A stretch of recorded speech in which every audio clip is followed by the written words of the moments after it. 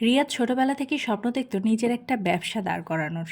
পড়াশোনা শেষ করে ডিজিটাল মার্কেটিংয়ে কেরিয়ার শুরু করলো। কয়েকটা প্রজেক্ট করার পর সে বুঝতে পারলো ফ্রিল্যান্সিংয়ের মাধ্যমে স্বাধীনভাবে কাজ করার সুযোগ অনেক বেশি। কিন্তু একটা সমস্যা, সে বারবার হোঁচট খাচ্ছিল ক্লায়েন্ট খুঁজে পাওয়া। একদিন তার এক বন্ধু তামিম তাকে বলল, শুধু স্কিল থাকলেই হবে না, ক্লায়েন্টে খোঁজার জন্য একটা পরিকল্পনা লাগে। শোনো, আমি তোমাকে কিছু নিয়ম বলছি, এই নিয়মগুলো ফলো করলে হয়তো তুমি ইনশাল্লাহ সফল হতে পারবে। ফার্স্ট নিয়ম, নিজের প্রোফাইলে ব্র্যান্ডের মতো গড়ে তোলো। তামিম বলল, ফ্রিল্যান্সিং প্ল্যাটফর্মে বা লিঙ্কডইনে, ফেসবুকে তোমার প্রোফাইল এমন হতে হবে যাতে ক্লায়েন্ট দেখে মনে করে তুমি একজন প্রফেশনাল।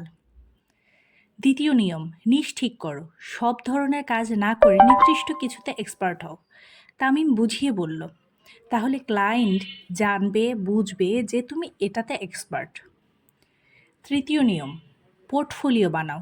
রিয়াদ বুঝতে পারল ক্লায়েন্ট কাজ দেয় তখনই যখন তারা প্রমাণ দেখতে পায় যে তুমি সেই কাজের জন্য উপযুক্ত।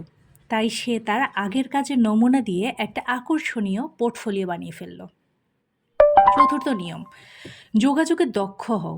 ক্লায়েন্টের মেসেজের উত্তর দ্রুত দাও, স্পষ্ট কথাই দাও। অপ্রয়োজনীয় কথাগুলো অ্যাভয়েড করতে হবে।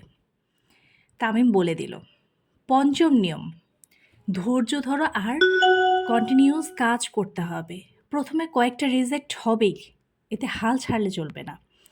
রিয়াদ হাল ছাড়লও না, সে নিয়মিত বিট করলো নতুন ক্লায়েন্টের সঙ্গে যোগাযোগ করতে আর নতুন কাজের মান উন্নত করতে। কয়েক মাসের মধ্যেই রিয়াদ তার প্রথম বড় ক্লায়েন্ট পেয়ে গেল। তারপর একের পর এক কাজ আসতে শুরু করলো। সে বুঝতে পারলো ক্লায়েন্ট খোঁজার নিয়মগুলো মেনে চললেই সফলতা নিশ্চিত। আজ এ পর্যন্ত। ভালো থাকবেন।